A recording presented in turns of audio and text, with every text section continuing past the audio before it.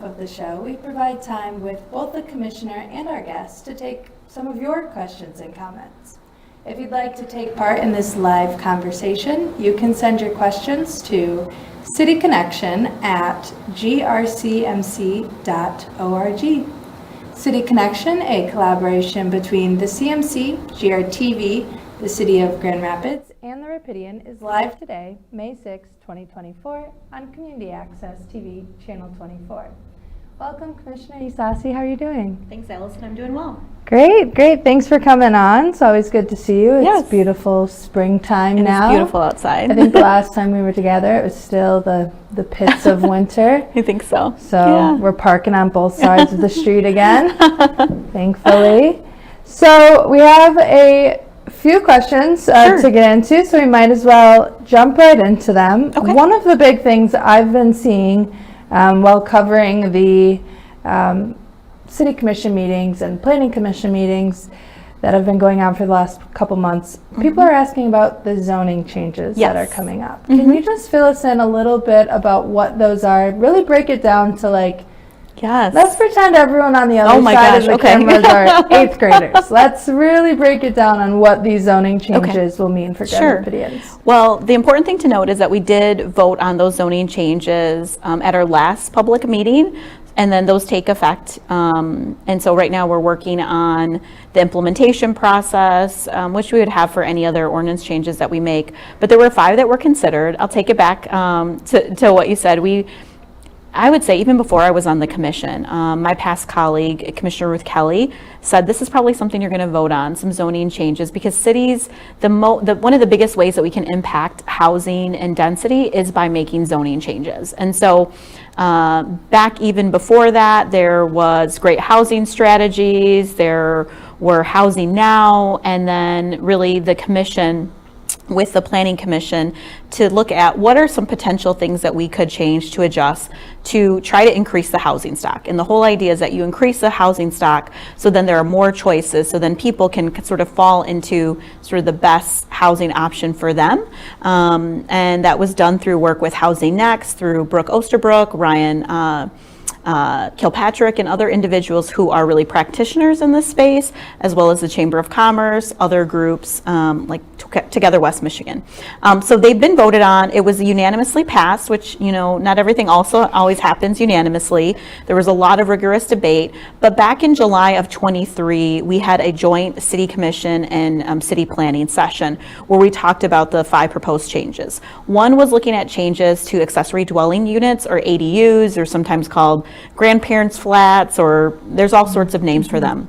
How could we make them more affordable, more accessible, and also looking at things like, do they still need to be owner occupied? I can't remember the length of time that we've had. I think it's been 9 years since we enacted ordinance changes to allow for ADUs, and in that time frame, I think 10 had been built, to give everyone a perspective of what that looks like. Slating it. And so again, the belief is that Grand Rapids is the city that people want to live in.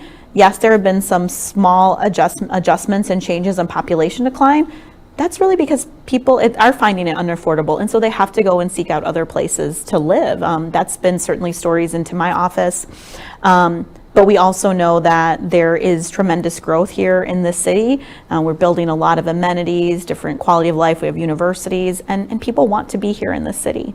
And so a recognition that also people may be housed, but maybe their housing is not the quality they'd like. Maybe they're living with more people than they'd like. Maybe they're living with family members, what we call 2 and 3 tripled up. So like 2 times the amount of people that should be living in a space, right? Or they're further away from their job and they would love a 10-minute commute versus a 35-minute commute. So those changes are enacted. We voted on them unanimously. I think like many things that we do, yes, we have the master planning process that we'll talk about.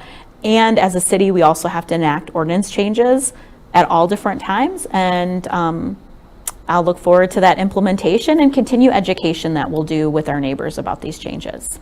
Yeah, I wanted to ask too, just because, like you mentioned, there was so much debate and people felt very passionately on both sides. Yes. What was something that you learned during this process, listening to all of the community members share their piece? I think, I don't know if this was something new that I learned, but that housing is such a personal choice to individuals.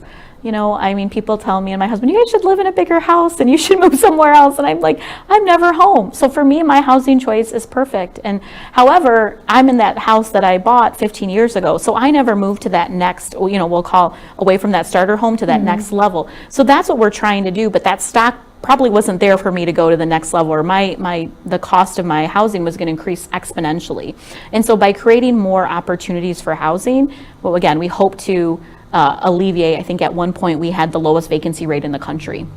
I don't think we're there anymore, but it's just that it's extremely personal. And this is what I told somebody is, it can be true that you want things to stay the same in your neighborhood and that you also care about more housing for other neighbors in Grand Rapids. And so what I appreciated was organizations that came together to host different sessions. I did at least 4 sessions with groups in the second ward. There was a number of neighborhood associations that did it on their own. They sent letters in, I think almost, at least in the second ward, I know Creston did, and so did Midtown.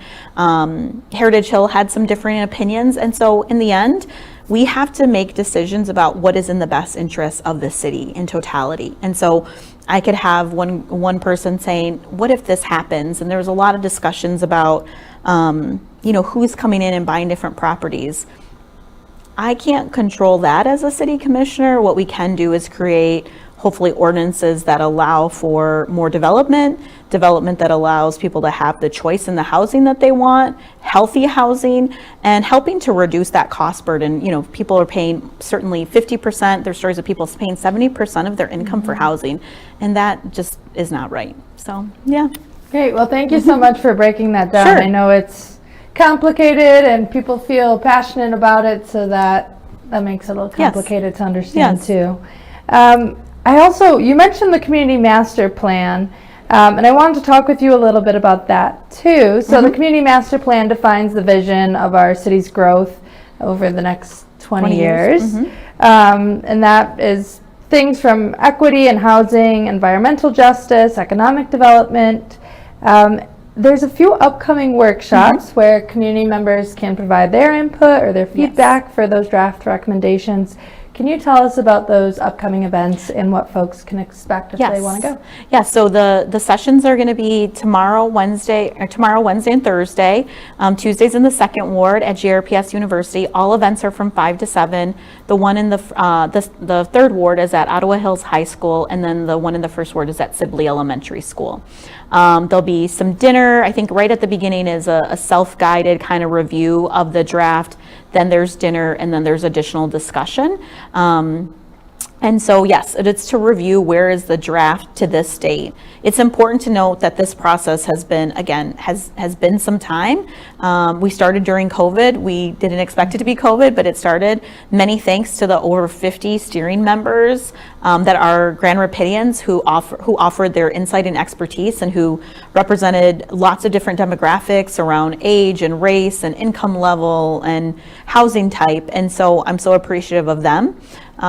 So you mentioned all of those areas. I'll also mention, topics around transit, topics generally around density, topics that relate to, what is that green space or the third spaces that we are often talking about.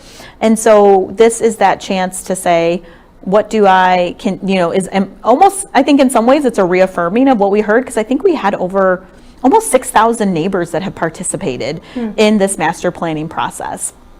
I can't do the percentages in my head, Allison, but I think for a city our size to have that many people who have come out, and then that's not even counting, I think, individuals who have been engaged in some of our neighborhood meetings. There have been some tours around master planning process where we're taking people through street by street, just talking about what could be here, what could this look like.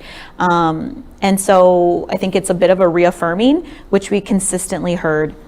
More quality housing at better price points for all neighbors. That has stuck out through the whole process. People want to continue to have green spaces and places to have recreation, multiple types of things. And then, certainly transit has come into play, which is an interesting dynamic for us. Even though we're not the transit authority, we do need to think about that and consider it. So that's some of the stuff that we've been doing even beforehand with our micromobility. And then we have a car share program that I think we voted on in March. that we'll be rolling out a pilot. Yeah, that's Yeah. coming up too. So what is the next step in the process? So the next step in the process is this draft piece. People have that option to go. Then it'll come back to City Commission for it to be presented back to us, and then it'll go through an approval process. I don't think we have the defined dates of when that final vote will happen. There will be another public hearing for people to offer any suggestions if they're not able to come to this sessions. Also, people can write us at any time to share, this is the thoughts that I have. Maybe they read about the master planning process. Maybe they went to the first one, but not the second one. And then we'll begin that work of the implementation of what does this look like? Another evaluation of other zoning pieces, other ordinance changes that we might need to make to be able to fully live out that master plan for the next 20 years. Are we thinking approval by the end of the summer? I think that we talked about maybe not the end of, it might be closer to the fall. Okay. Mostly because sometimes in June we have a little break. Some of our meetings are a little smushed together. And so I would say, but certainly, looking to do that in the fall. And again, that was some of the questions about the zoning changes. But to me, the zoning changes were one piece, that we have to make zoning changes all the time. And the master plan process, we had a process. We were working with a consultant. We were working with the neighbors. And this is really that long-term plan for those next 20 years. Yeah, and it is 20 years. So this opportunity to play a role in Yes. creating that master plan is about as rare as a solar eclipse. Yes. So now's the time to get Now is involved the time. if you want Yes. to have a voice in how Grand Yes. Rapids looks for the next 20 years. Absolutely. So it's about time for us now Okay. to take our first break. But when we come back, I will be talking with the city's special events manager, Evette Pittman. Stay tuned.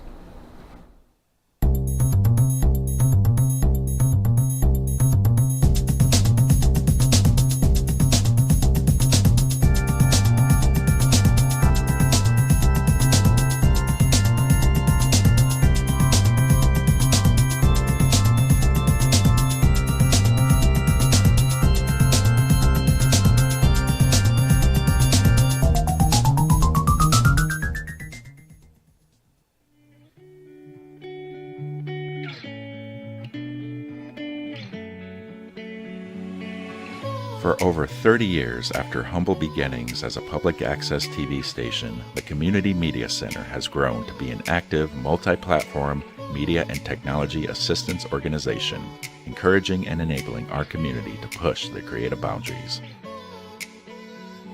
We power a variety of resources, including a music-centered community radio station, WYCE, a community venue with stage and screen at Wealthy Theater, citizen-driven journalism with the Rapidian, a web development team empowering local nonprofits, an education department that trains and broadens students' minds, and a free speech public access television studio, GRTV, where it all began. By introducing audiences to new voices and ideas, we enhance community engagement and create connections between artists and audiences, enriching our city's cultural offerings.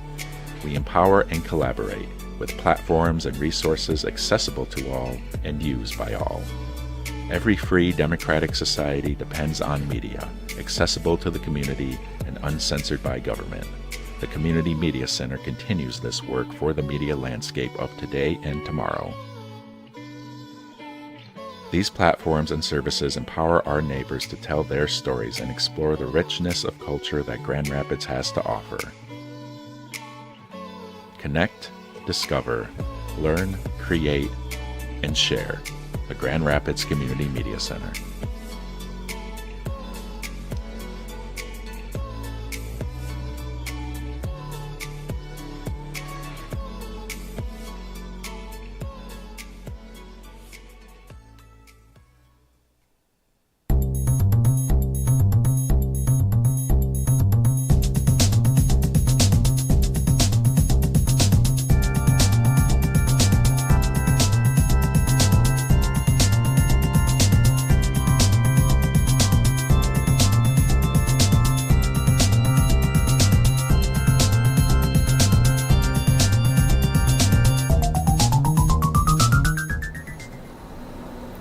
Welcome back to City Connection. If you're just now tuning in, I'm Allison Donahue, and in this segment we get the chance to talk with Evette Pittman, the Special Events Manager for the City of Grand Rapids.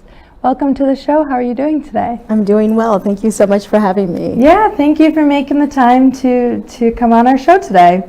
So, to get us started in this segment, for those who are unfamiliar, can you tell us a little bit about the Office of Special Events? I'm sure people don't know that there's a department in our city that's developed or really just has the goal of putting on community building events here in Grand Rapids. And then tell us a little bit about your role within the department as well. Absolutely, Allison. I agree with you. I didn't know that the City of Grand Rapids had an Office of Special Events, and then what does that office do?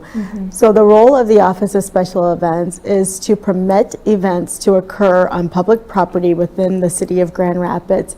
So any event that has a distinct time, place, kind of description, and you want to bring in food trucks or entertainment like concerts or DJs and invite people to gather on a public space does need a special event, and so a permit. And so our office exists to make sure folks know how to get those permits and to help them obtain those permits so that we can have all the vibrancy that everybody sees and enjoys here in the City of Grand Rapids. And so I manage the office, and there are 4 more folks on our team that help folks through that permit process. We just rolled out a new permit application using a new platform called Acela. So we're hoping that folks, as they are applying for these permits, will give us feedback so that we can continue to make that system better. So what is the point of these permits? Is it safety permits? Could you tell us a little bit about that? Absolutely. So the permits are for public safety, as you mentioned, but also so that folks know what's going on throughout the City of Grand Rapids, so that 2 or 3 groups don't show up to Riverside Park or to Lincoln Park and are saying, uh-oh, I was planning to do an event here. And so we just want to make sure that planning is very seamless and that folks are aware of what's going on within their city. Does the department also host events, or is it more about kind of organizing all of these events hosted by other community partners? So we do host some events like the annual tree lighting that happens downtown at Rosa Parks Circle. It is typically the first Friday of December, where we bring in at least a 40-foot concolor fir and light that, and it's such a fun community event. But mostly we just work with other organizers. So we may have ideas of events that we want to see, and folks in the community may come to us and say, we have an idea of what we want to do in our neighborhood, and we just are here to help make that happen. And there is probably no other season in Michigan that has more going on than the summertime. So I'm sure it's a busy time in your office. So thank you again for making the time to come and join us on our show. Can you highlight some of the exciting things going on in May or further along the summer? Absolutely. So you are absolutely correct. Our busy season is now. So from May all the way through the end of September, we will be working very hard in the Office of Special Events, and we hope that the community will get out and enjoy these events. So I just want to highlight that we have some series. So what I was hearing in the community was there's nothing to do. And so I was thinking there's all these wonderful events, but perhaps we need to help create some series so folks know on every Monday or every Tuesday there's something that I can go to that's free and open to the public. And so we have our Sunday Praise in the Park at Rosa Parks Circle. We have our Mondays Art in the Park at Canal Park. We have our Tuesday Night Swing, which has been going on for many, many years. Something new with Tuesday Night Swing is on certain nights they're going to add a silent disco at the end of the swing dancing sessions. So folks can put on those headphones and they can kind of jam around, but it doesn't disturb the neighborhood. So we love that. Does that take place at Rosa Parks Circle still? Absolutely. We also have our Wednesday parties in the park, and those are going to be out in the neighborhoods at Cherry Park, Briggs Park, Richmond, and Garfield. And Wednesday Night Salsa is going to be moving from Rosa Parks Circle over to the Studio Park Piazza. So we're super excited about that. Thursdays, we have our afternoons, our Relax at Rosa, which the food trucks come out and there's bands playing and folks can come out of their office buildings and just enjoy having lunch and with free entertainment. Thursday evenings, we have Jazz in the Park at Rosa Park Circle, and Friday, we have our Food Truck Fridays at Riverside Park. And so that has grown so much that we actually had to shift it from one end of the park to the other end, the north end, to make more room. This year, they will be adding concerts and entertainment to the Food Truck Festival as well. Wonderful. We have so many good food trucks here in Grand Rapids. So from your perspective, what is the importance of the city putting on these events that really are just about getting people out and about? And I'll let you speak more on it, but why would the city put energy and resources into putting these events on? Absolutely. So you've probably heard all these different lists that the city is a part of, right? Well, these events help create that vibrancy. So it's not just a fun place or a great place to work and to live. It's a great place to have fun. And so these events create that vibrancy, which creates that social connection. I think during the pandemic, a lot of folks really came to realize that there is an emotional and social connection with gathering as a community and gathering, with your friends and in the neighborhoods. So these events help to facilitate that. So it's almost like we make the space and you just have to come out and enjoy. Mm-hmm. And we mentioned the series, but are there other one-off events to look forward to this summer? Absolutely. So an event that everybody looks forward to is Festival of the Arts. Mm-hmm. And so that's the first full weekend in June. So that's June 7th, 8th, and 9th, which happens downtown. Also, I wanted to point out there's a lot of pickleball events. Mm-hmm. So Belknap Park has a pickleball court, or lots of pickleball courts, and there's all kind of tournaments. There's You Go Girl, which is a free pickleball tournament for women to come out and experience and learn about pickleball. We've got coming up this weekend Amway Riverbank Run. So that again is a very fun event where folks can come out and either do a serious marathon or half marathon and qualify for other marathons, or they could just come out and have fun and do the 5K. Mm-hmm. Perfect. And I believe there's a parade this month as well. That's right. It's our Memorial Day parade, and we're so happy to work with the Kent County Veterans Association, where they put on a beautiful Memorial Day parade. There's bands that play in that parade. City brings out our city vehicles. Our GRPD is a part of that, and it's a great time for families to come out and celebrate not only our country, but also what our armed forces do, what they do for us. Perfect. And we will get back into some other events and how folks at home can find out about events in our city. But I did want to talk about the special events sponsorship program, which I believe was originally started through COVID relief funding, which now we've been a few years post-pandemic, whatever that means. And I believe it's part of a bigger conversation with city funding on whether that funding will still be around to fund this program.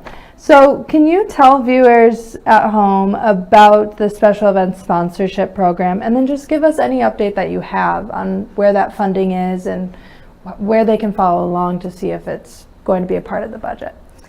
So our special events sponsorship was created, like you said, during the pandemic, and it was in response to so many event organizers who no longer had access to sponsorship funding that they had before. So the city wanted to help. We wanted to step in, just like what we did with the social districts and the social zones, to help make sure that these events could still take place. So again, that we had that social and emotional connection happening in Grand Rapids. And through that funding, we've been able to fund over 200 events, been able to give away almost $1 million.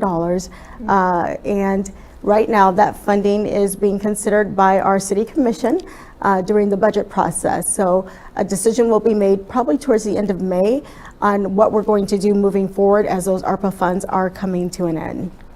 And you mentioned those social zones. Does that fall under the purview of your department?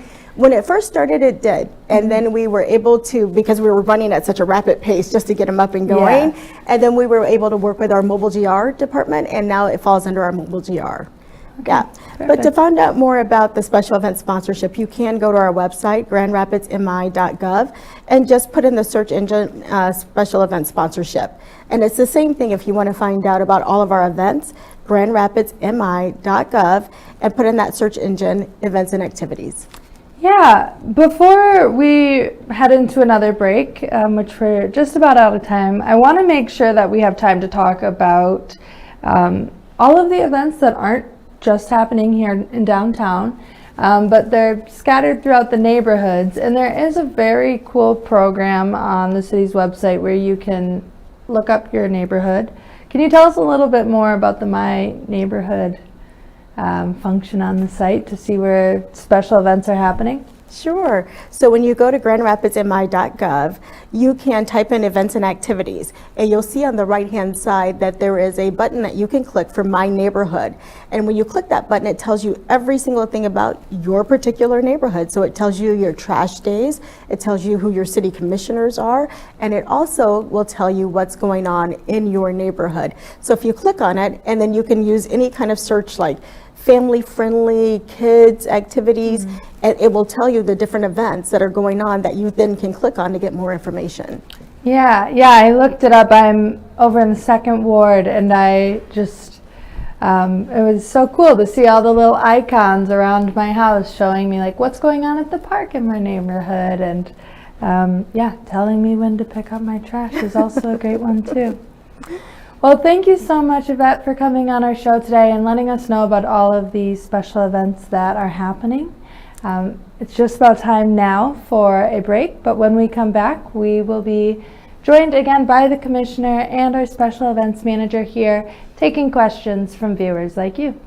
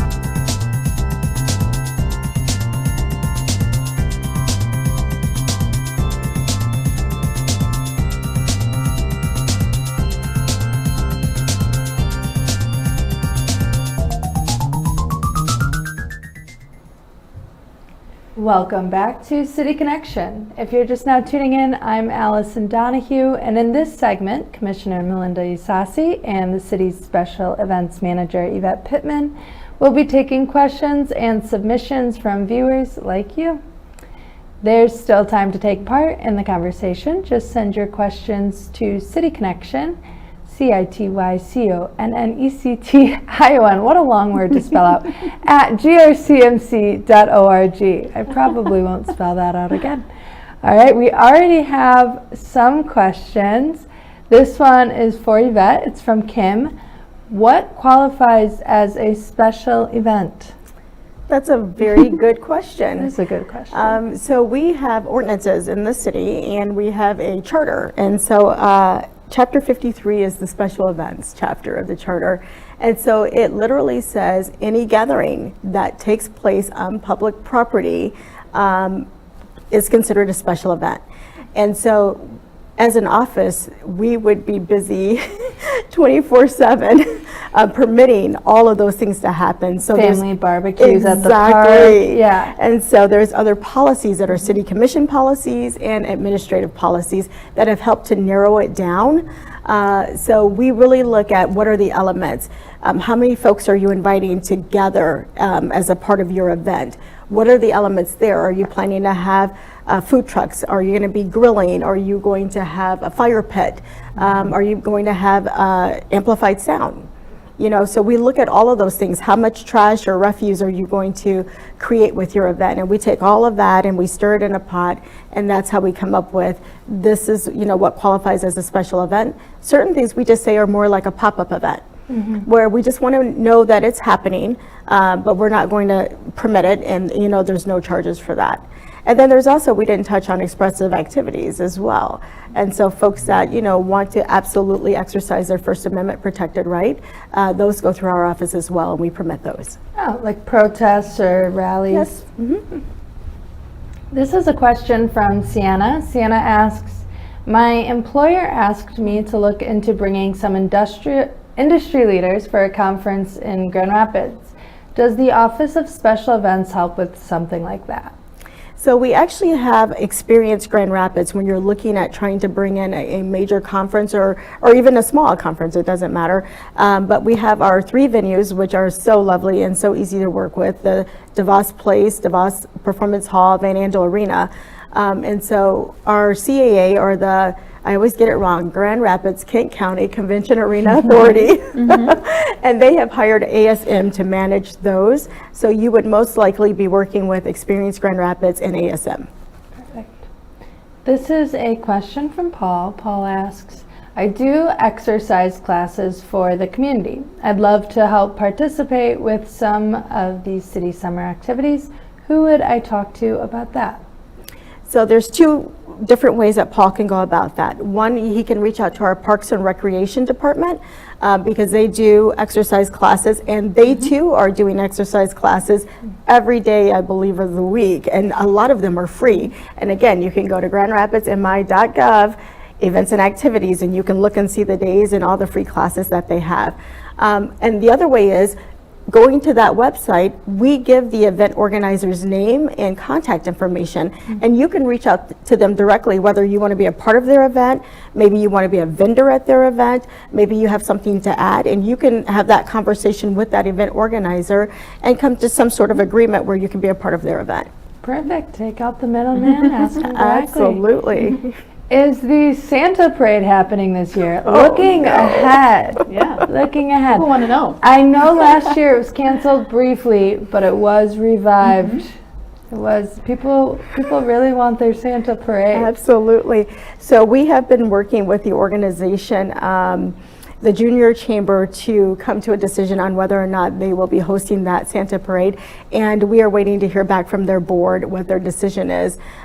We have gotten that question a lot in the community, and we also have had some wonderful people step forward and say we're willing to help if they want to do it again. So we as a city are trying to help put forth those resources to help them if they do choose to do it again. And if they don't choose to do it again, I am sure my commissioners will make sure that we My have- niece was there, so if that doesn't tell you, I was out of town, but she was there, so. right, we will have a Santa parade. Yeah. Perfect. Well, and that's how it happened last time, was Yes. that folks came forward and they were like, Absolutely. we're going to put this on.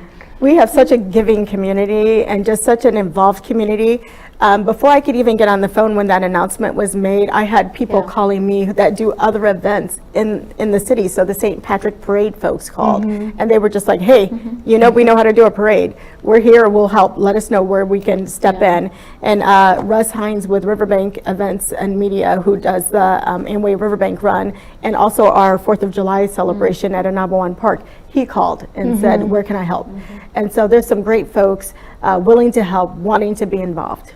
And there's interest from the community because they're asking in May. Yes. That's right. So there's definitely interest. So this question is for the commissioner. Commissioner, do you imagine the zoning changes to have a major impact on what neighborhoods look like, especially in historic neighborhoods like our Heritage Hill neighborhoods? Yeah.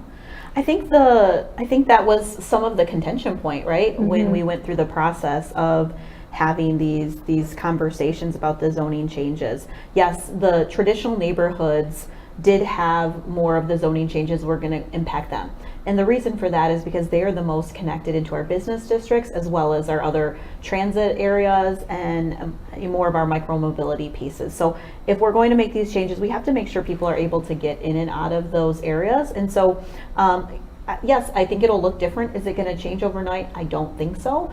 I'll be on the commission. I'm running unopposed this year, and so I'll be on the commission for the next 4 years. And so it'll be important for me for us to measure, monitor, how are these being implemented. And that was actually all of the commissioners: is how will we know what does that progress look like? And so I don't see it happening overnight, but I know that things are changing. We're looking at 2 huge developments that are going to happen in our downtown area.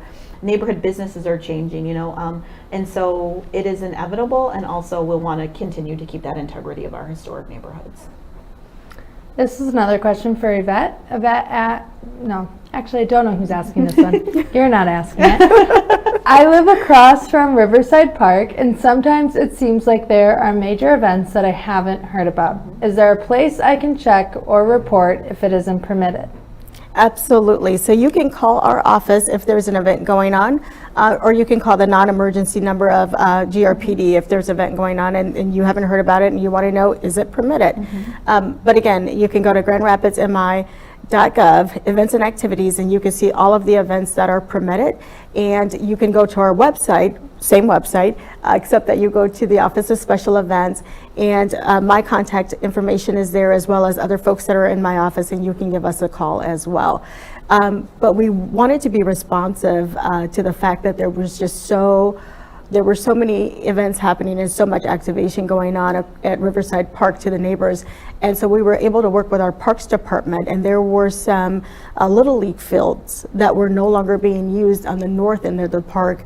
And our Parks Department, the director, David Marquardt, was just so wonderful that they approved taking down the fencing, moving some of those, I think they're called dugouts. I'm not a, sorry, space puck girl, sorry.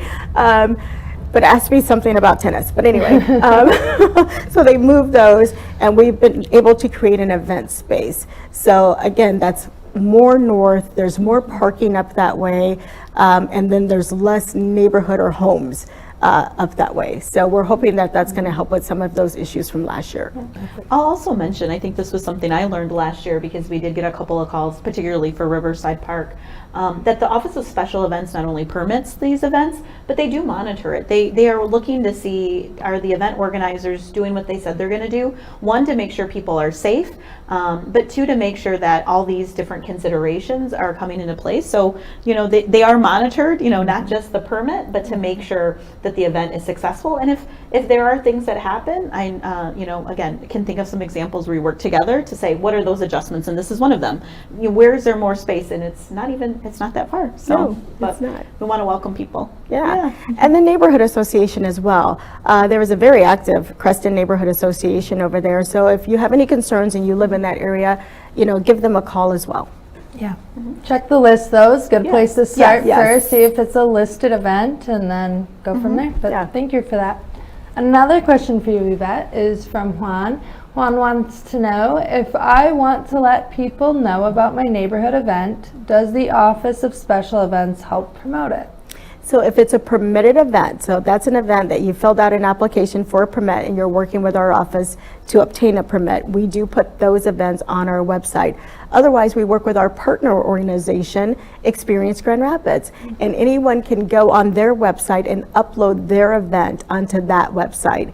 And that website lists all events that are happening all throughout West Michigan. Yeah, and I've used that event calendar before, and it's pretty easy to use. Yeah.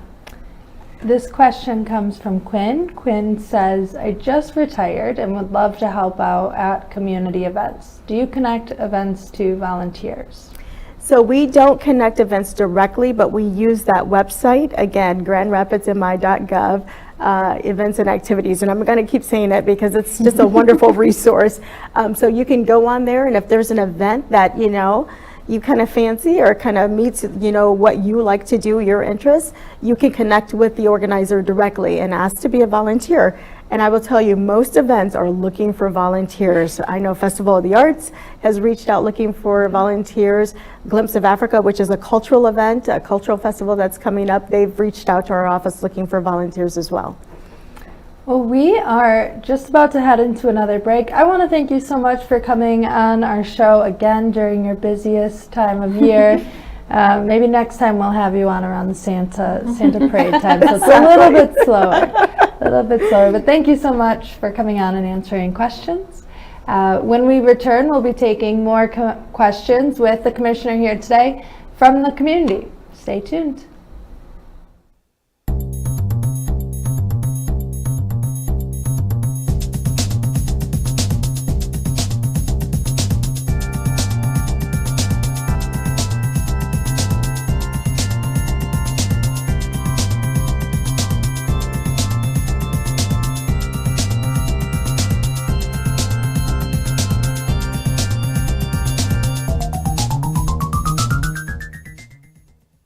It's morning in Grand Rapids. Do you know what's going on in your city?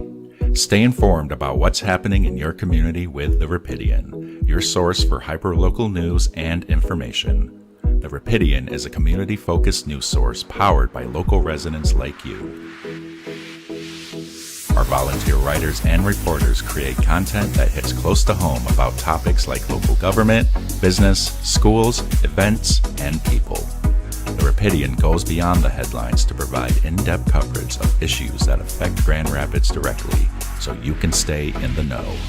We aim to uplift the community by sharing positive, inspiring stories of growth, progress, and neighborhood pride. The Rapidian is your neighborhood newspaper for the digital age. Follow us on our website and social media to stay connected to your community. This is The Rapidian.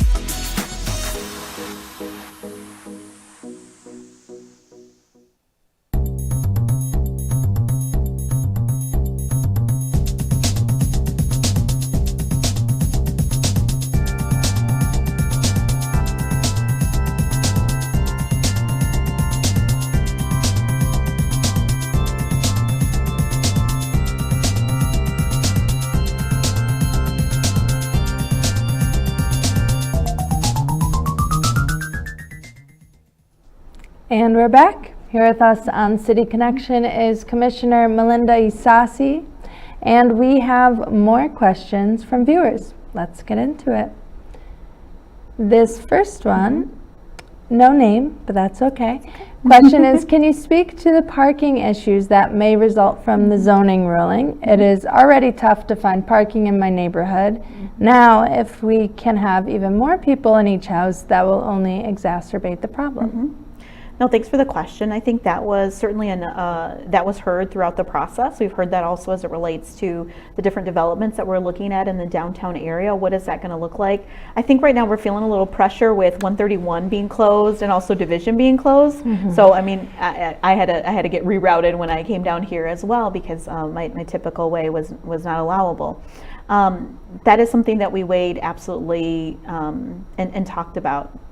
I think the fact is that while housing costs have increased, we also do know that the cost of owning a vehicle has increased as well, insurance. And so this is the point where we've done some scanning, looking at different communities to get to that point where we have more modes of mobility outside of a traditional one vehicle per person or two vehicles for home is going to take some of those changes around those zoning pieces. So going from the 4 to 6, we talked about, do we go to 5? I think for some of us was like, is that a consequential thing? Does that just feel like we're just trying to appease certain things without looking at what is the real challenge? We also know that people, again, are living double and tripled up right now who might be family members. We heard that from different stories, but because of different financial situations, don't have a vehicle. So one of the guardrails that we do have in the city, and this is, my husband tells me it's been on Reddit, so he tells me what's going on sometimes, but is around the residential parking program. So we did a mobile GR study back in the fall. That's typically when it's done. And there were 4 areas. I believe it was Heritage Hill, East Hills, John Ball, and maybe, I cannot remember the fourth one in the first ward. Swan, maybe?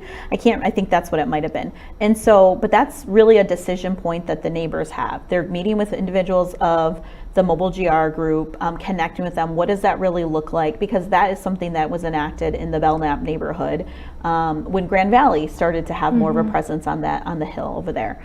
And so there is a cost, but it's also recognizing what does that look like. So I would call it a guardrail in terms of planning. I believe at this point, East Hills is like, we're not interested in it. That's okay, that's their decision. I'm not sure where Heritage Hill will fall. I've seen a couple of messages and I can't speak to the first ward. So there are these pieces to kind of put some of these guardrails in places.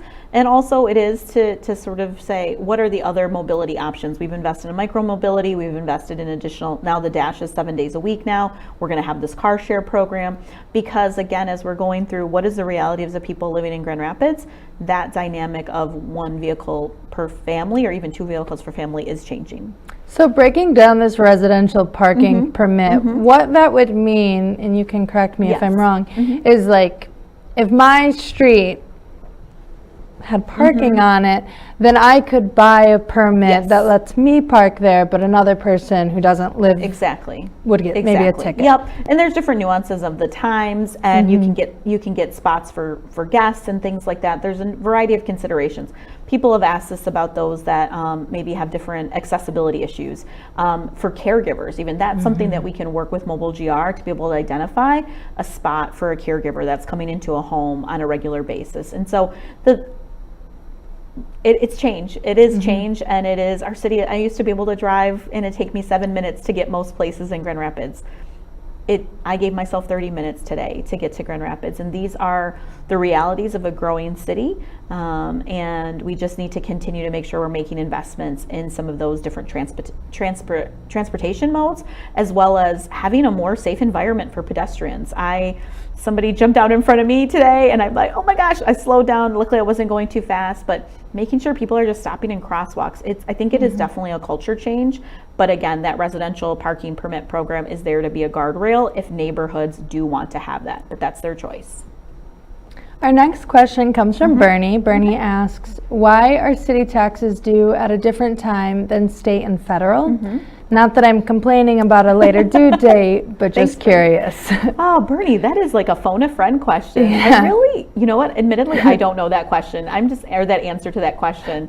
I just know that it is April 30th, and it's been April 30th, and I'm sure it has something to do with, I don't know, something. I'd have to phone a friend to our city treasurer. So John Goblinski, if you're watching, I don't know the answer to that, and I'm going to find it out. We'll post it somewhere, but I'm not sure. Yeah, I don't know that one either. My mentor once told me, if you don't know an answer, don't make it up. Just tell them. That's also true. Say, I don't know, I'll look it up and I'll get back to you. Yeah. Even if you never mind.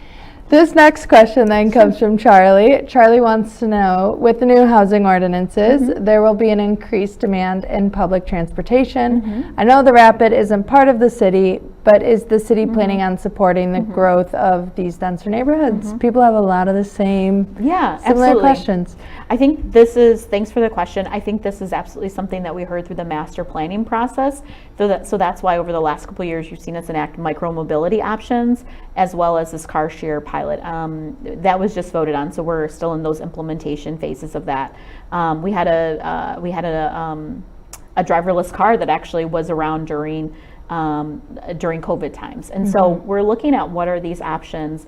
And then probably the most happiest thing that I get a lot of messages about is that the Dash is now 7 days a week again. And so we did alter some of those pieces to have it go a little bit further. There's a few of us who said we'd love to have more Dash-like services in our neighborhoods. Deb Prado, the CEO of the Rapid, came and gave an update a few months ago. To get to the 7 days a week is not only a budgetary issue, but a driver issue. And so those have been some realities. I know that the Rapid has been dealing with is availability of the drivers. One of the things that we'll also be looking at, we talked about this in our budget process, is how could we look at the Inflation Reduction Act, the IRA, to be able to, purchase or get grant dollars for more electrification of our fleet. So I know that's also an interest. Those are two of our strategic areas. So yes, I think those additional mobility options are on the table. We're making that investment in the Dash and working with the Rapid, who is the operator of that. Perfect. This question comes from Ben. Ben wants to know, the road in front of my house developed a bunch of potholes. It got filled with tar, but it is still really bumpy. Does the city plan on coming back to do a full repair? So I don't know where that is, but if you do reach out to 311 and you're able to share that perspective, yes, they are typically on a summer schedule. I would say right now a lot of repair is happening. There is a spot on my commute to work, and it's a very large area, and I'm like, I'm going to find out when they're going to come back and do this, because it's that same sort of dynamic. So I would say call 311 so we can log your request and then make sure where it is on the cycle. But yes, that typically would happen. That is the beauty of spring, finding out where all of the new potholes are around town. This last question, it comes from Matt. Matt wants to know, it says, my friend told me that a new hotel tax may result in an aquarium for GR. Is that true? I love the idea, but I know we are already impacting West Side parking with the amphitheater, the soccer stadium, and the updates at the zoo. Yeah. So yes, there is going to be a hotel motel tax on the ballot, the August ballot. So that was just voted for a final approval at the county commission, because this would be a countywide, so this isn't just for the city of Grand Rapids. And this would be a tax essentially on visitors who are at our hotels and motels. This was legislation that Representative John Fitzgerald worked on with other individuals. I know the mayor was certainly leads a lot of our legislative activities. And so it would be a way to provide additional funding for primarily at this point the amphitheater and the soccer stadium. I think the aquarium proposal was just shared that the site in Grand Rapids was the most desired site at the last county commission meeting. The pieces around that legislation, so we'll know in August if that passes or not. And then I think we'll continue to have those conversations about what are the right mix of parking and availability. The amphitheater and the soccer stadium, the work that has been done is, and working really closely with Grand Valley to identify there is parking, particularly when if we think about it every single day, there's not going to be events every single day. If we think about what are those game days, as they call them, or special events, there is availability of parking in the downtown area. I think as we were chatting in the break, what is that switch that we have in a city of Grand Rapids? I was joking, like I don't walk a lot of places in Grand Rapids. If I go to larger cities, I'm walking, I'm bringing my shoes. I think some of it is a little bit of a paradigm change. So while there is availability, it might be a little bit further away, or it might look like a bit of a shuttle. I can't speak to all of those plans, but that is certainly something under consideration, and there have been numerous parking studies undertaken and will continue to be undertaken. I don't remember what the time frame is for the potential aquarium, but that's still in a very, very early phase. So with the tax, how would that show up for visitors? How would they see I it, think deal they with it? decided on a 2% tax, maybe a 3% tax. I think it was either going to be or 2 or 3%. So it would essentially be something that shows up in their bill, or if they're doing something online, these are the fees and the taxes. Sometimes they don't break them out all the way. And then this would not apply to those that are staying longer than 30 days in a facility, because we also want to recognize that the reality is some people are using hotels or motels as housing solutions right now too. So I'm appreciative of that language that was identified in that legislation as well. And can you give us any insight on the potentiality of this aquarium? I don't know much more than the public, because this is something that is not, city led. But what I would say is the desire was to look at a variety of sites. So at the last county commission meeting, they received an update and a report that this spot on the west side would be the best potential site for this aquarium. I think a lot of things need to be figured out. One, I think this hotel motel tax needs to be passed, or presumably would be passed in August. That is a decision up to the voters of Kent County, and so I think probably waiting a little bit, that's not too far away, to see what that looks like. Probably learning some things from the amphitheater. They're breaking ground later this month on the amphitheater site. I think May 21st is that groundbreaking, and so some of those things will probably help to inform that. I think when people ask, why are all these things happening, Commissioner? As a city, we receive a high proportion of our revenue is from income tax, and then also secondarily property tax. So income tax from those who live here and those who work in our city. And so wanting to have these attractions, these quality of life pieces, will continue to bring, I think, important investment into our city. And we also will continue to recognize what are the realities of Grand Rapidians, like the challenges right now with 131 being shut down.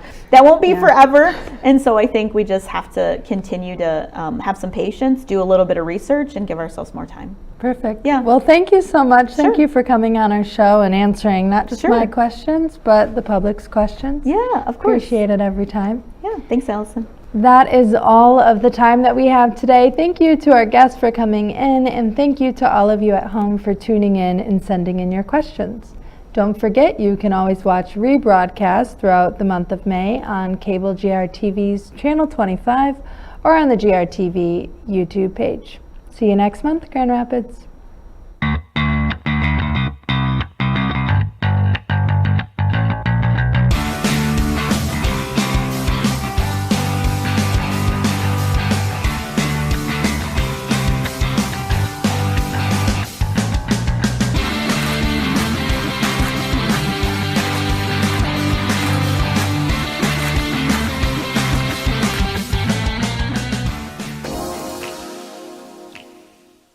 The Grand Rapids Community Media Center is committed to creating a diverse and inclusive environment for all community members. It is a place where community voices are heard, valued, and lifted through media.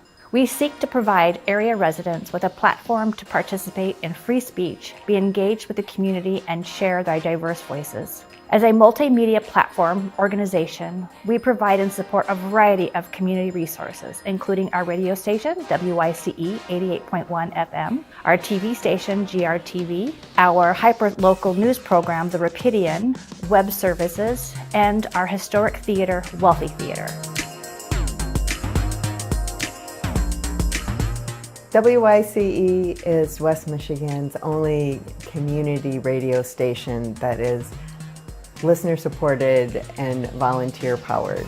WYCE uses local voices to help listeners discover and celebrate different services, cultures, and events. What I really like about programming music in WYCE is I get to not only interact with listeners and local musicians, but I get to put together a musical collage every week and give it away to the universe.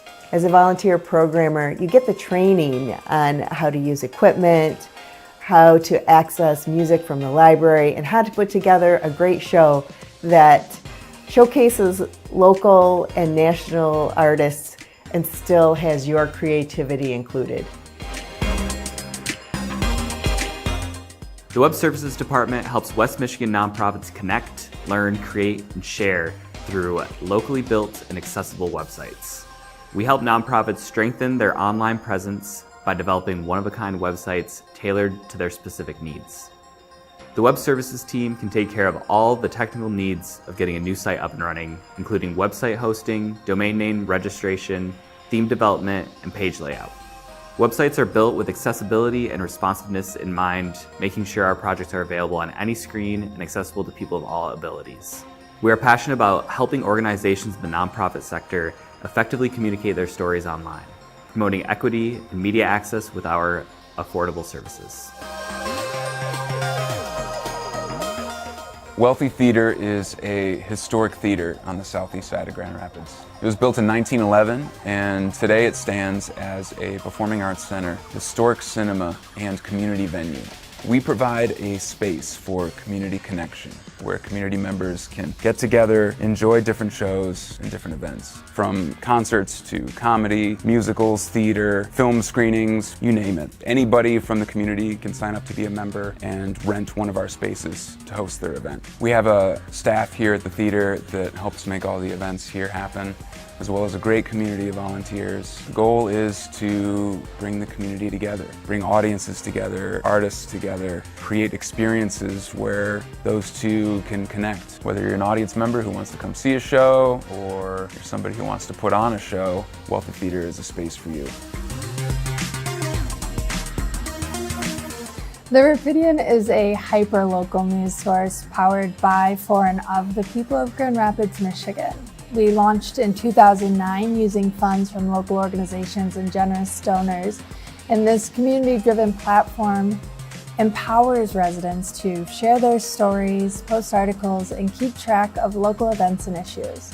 By emphasizing citizen journalism, the Rapidian provides a unique grassroots perspective and a vital news service for the residents of Grand Rapids. In 2023, we are relaunching the Rapidian with the Grand Rapids Documenters program, where we train and pay local citizens to cover public meetings, empowering residents with the tools and resources to strengthen the news media landscape in Grand Rapids and become more civically engaged. GRTV airs public access television programming made by and for the Grand Rapids community, amplifying their voices to support a diverse and vibrant democracy. We provide the tools, training, and broadcast platform for free speech. Community members can take classes on video and production features, borrow professional equipment, editing software, and use of our studio facilities to create their own content. We help community members connect, learn, create, and share.